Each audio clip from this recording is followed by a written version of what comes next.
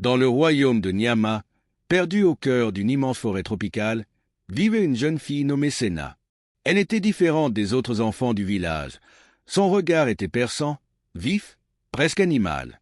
Depuis sa naissance, une ancienne prophétie murmurait qu'un enfant naîtrait avec l'œil du léopard, un don rare permettant de voir ce que personne d'autre ne pouvait voir.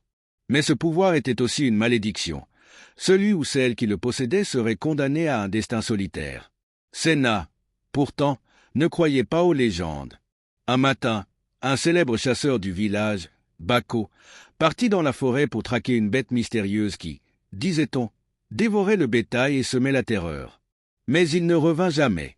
Le soir même, un hurlement étrange résonna depuis les profondeurs de la jungle. Les villageois, terrifiés, se rassemblèrent autour du chef. Personne ne doit s'aventurer dans la forêt ce soir. Cette créature est un esprit maudit, mais Senna, elle, n'avait pas peur.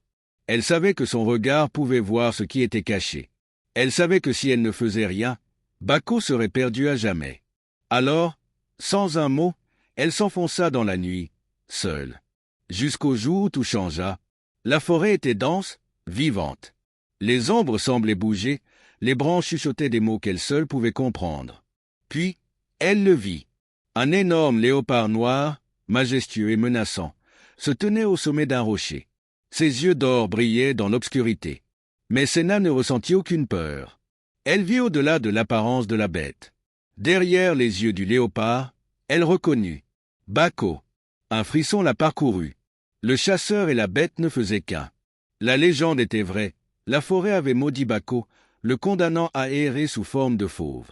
Senna savait que le seul moyen de briser la malédiction était d'affronter l'animal et de prouver qu'elle voyait la vérité.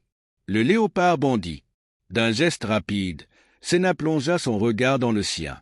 Les deux regards s'affrontèrent dans une danse silencieuse. Un combat invisible où seule la volonté pouvait gagner. Le léopard rugit. Puis, il s'arrêta. Un instant plus tard, Bako s'effondra au sol, humain à nouveau. Il leva les yeux vers Senna, tremblant. Tu as vu à travers moi.